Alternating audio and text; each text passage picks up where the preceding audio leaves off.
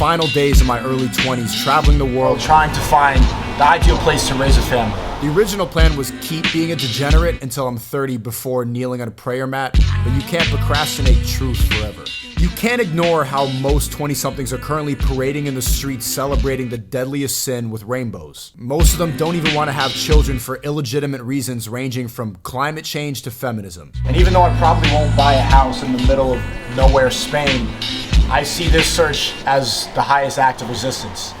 People throw the term selling out a lot, and I believe that if you accept a dead-end fucking job to pay your bills, you're selling out. Those conversations you have when you're 40 about what could have been, should have been.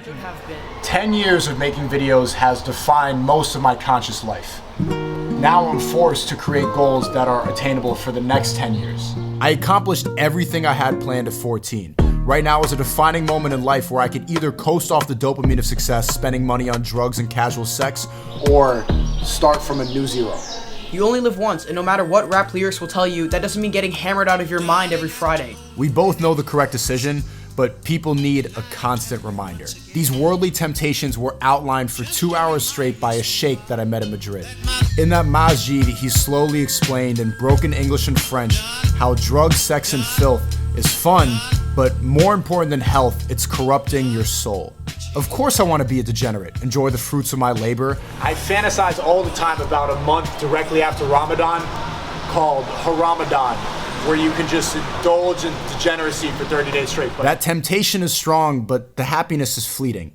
The highest form of human achievement is inspiration. Clearly defining your purpose and working towards accomplishing it is the only way that men can escape suicide.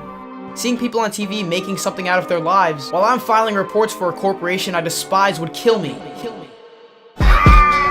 It took me a decade to learn the very simple truth they cannot teach in school.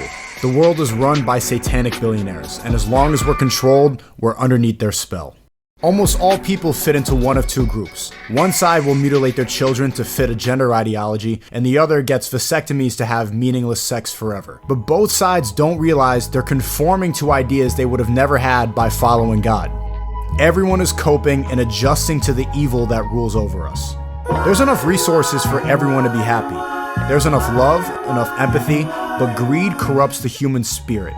Without greed, we have everything we need. Greed has 0.1% of the population in a chokehold that 99.9% can't even comprehend. Today marks a decade since I started my YouTube channel called SNEAKO, and it's because of that greed that I don't have my channel to celebrate it. The greed that has the pharmaceutical companies keeping us sick.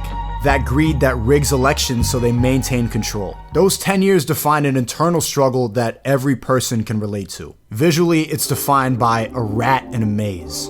Like everyone, you start the maze looking for a way out, but whoever set it up put up traps with poisonous cheese. Even when the rat discovers the cheese is poisonous because there's carcasses laying all around, it still chooses to eat it from any reason ranging from finances to mental health. When I started the maze playing video games, I had learned freedom of expression. In that time of life where you're free from responsibility but held back by fear of judgment. Just insecure enough to find your voice in secret. Then adolescence hit and set the existential dread that defines most people. What are you going to do for the rest of your life? How much of my true self can I compromise to pay the bills and simultaneously maintain sanity? This is where most people choose the comfort zone in life. When the rat decides to eat the cheese because it tastes good enough to ignore the poison. Then my early 20s was a spiritual battle that forced me to ask a question that we've all had to answer. How do I find happiness now that I'm aware of this maze? The rat's not supposed to know where it really is. The maze doesn't even have an exit. It was designed purely for someone's entertainment. Now the rat can frantically run around forever or die slowly nibbling the cheese. The rat can go back to the entrance, but there's no way out. The only actual way to get out is mentally.